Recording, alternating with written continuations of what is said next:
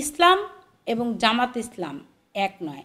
দাড়ি টুপি পরলে যদি ইসলাম হতো তাহলে পৃথিবীর সবাই দাড়ি টুপির পিছে দৌড়াতো। ইসলাম একটা আদর্শের বিষয়, একটা বিশ্বাসের বিষয়, একটা ভালোবাসার বিষয়, একটা চেতনার বিষয়। কিন্তু এরা সব মিলিয়ে গোলে মালে আল্লাহু আকবার করে দেশ পরিচালনা করার চেষ্টা করছে।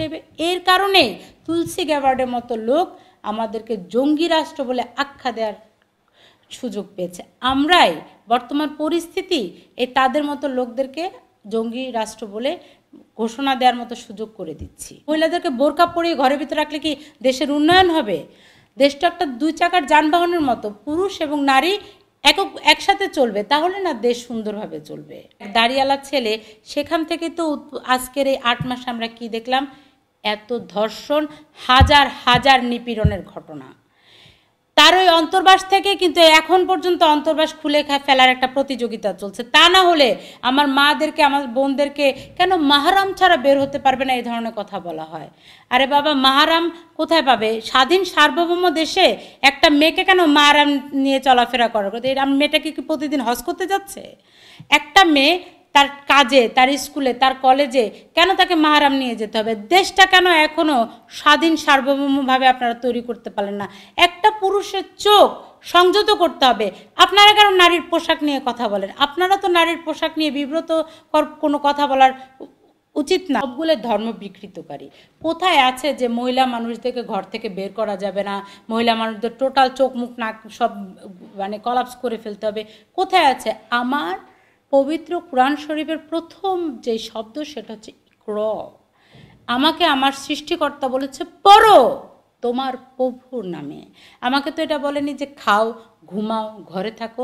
আবার এটাও বলেনি যে শুধু পুরুষ লোকই পড়বে, মহিলারা পড়তে পারবে না। জ্ঞান অর্জন করতে যেখানে আমার আল্লাহ আমাকে বলে দিয়েছে, তাহলে এরা কেন আমাদেরকে ঘরের ভিতর রাখতে চায়? সবগুলো ধর্ম বিকৃতকারী। কোথায় আছে যে মহিলা মানুষদেরকে ঘর থেকে বের করা যাবে না, মহিলা মানুষদের টোটাল চোখ মুখ নাক সব কলাপস করে ফেলতে হবে? কোথায় আছে? আমার পবিত্র কোরআন শরীফের প্রথম যে শব্দ সেটা হচ্ছে ইকর।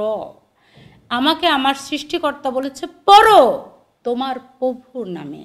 আমাকে তো এটা বলেনি যে খাও, ঘুমাও, ঘরে থাকো। আবার এটাও বলেনি যে শুধু পুরুষ লোকই পড়বে, মহিলারা পড়তে পারবে না। জ্ঞান অর্জন করতে যেখানে আমার আল্লাহ আমাকে বলে দিয়েছে, তাহলে এরা কেন আমাদেরকে ঘরের ভিতর রাখতে চায়? প্রত্যেকটা পুরুষেরই উচিত প্রত্যেকটা মহিলাকে, মেয়েদেরকে সম্মান করা, এবং প্রত্যেকটা মহিলারা তার বোন, তার মা, এভাবে ভাবা উচিত। নারীরা পুরুষদেরকে সম্মান দিবে, পুরুষরা নারীদেরকে সম্মান করবে, এটাই তো সমাজ হওয়া উচিত। সেটা না করে এরা শুধু বলে যে মহিলারা ঘর থেকে বেরোলে তাদের কষ্ট হয়, তাদের রোজা রাখতে কষ্ট। তাহলে তো তাদেরই ঈমান নাই। যাদের রোজা রাখতে কষ্ট হচ্ছে একটা মহিলার কারণে, তাহলে দোষ কি মহিলার?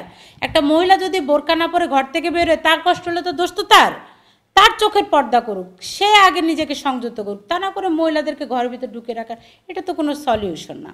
সমাধান হবে নারী পুরুষের সমান অধিকার থাকবে, মহিলারা পুরুষরা সমানভাবে দেশের জন্য কাজ করবে, তাহলে তো দেশ এগিয়ে যাবে। মহিলাদেরকে বোরকা পরিয়ে ঘরের ভিতরে রাখলে কি দেশের উন্নয়ন হবে?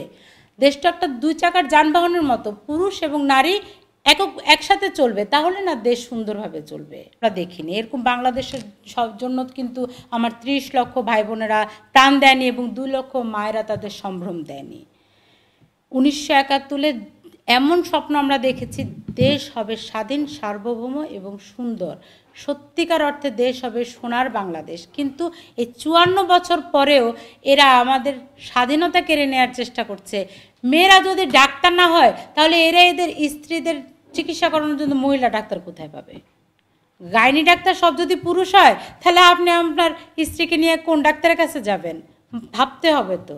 আপনারা মাদ্রাসার ভিতরে সবাইকে নিয়ে যেতে চাচ্ছেন, আর মাদ্রাসার ভিতরে এত এত বলৎকারের ঘটনা ঘটছে, এই ঘটনার তো সমাধান হওয়া দরকার।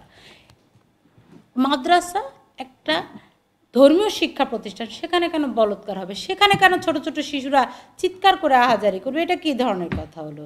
শুধু তাই না, বিভিন্ন ভিডিওতে দেখা যাচ্ছে দাড়িওয়ালা, টুপিওয়ালারা, তথাকথিত মুসলমান যারা, তারা ছোট ছোট বাচ্চাদের গায়ে বিভিন্ন জায়গায় আজে বাজেভাবে টাচ করছে। এগুলো তো হতে পারে না। এদেরকে কয়েকজনকে ধরে জনসমকক্ষে শাস্তি দিতে হবে, তাহলে মানুষ ভয় পাবে। মুদ্রা কথা হচ্ছে, দেশে কোনো রকম কোনো শৃঙ্খলা নেই, আইনের সঠিক প্রয়োগ নেই, বাস্তব কোনো শাস্তি দেওয়ার ব্যবস্থা নেই। এই যে আমাদের কি বলা হয়েছিল, আসিয়া মরার 1 সপ্তাহের মধ্যে কিন্তু শুরু হবে। 1 সপ্তাহ কেন, সাথে সাথে তো এই লোকগুলাকে ফাঁসি দেওয়া উচিত ছিল, যেখানে এই ধর্ষকগুলা চিহ্নিত ছিল কিন্তু করেনি তো। আমরা বিগত 16 বছরে তনু আর নুসরাতের কোনো তাদেরকে যে মেরে ফেলা হয়েছে, আমরা সেটার বিচার পাইনি এবং আসিয়ার বিচারও পাবো কিনা সেটা আমরা সন্দিহান।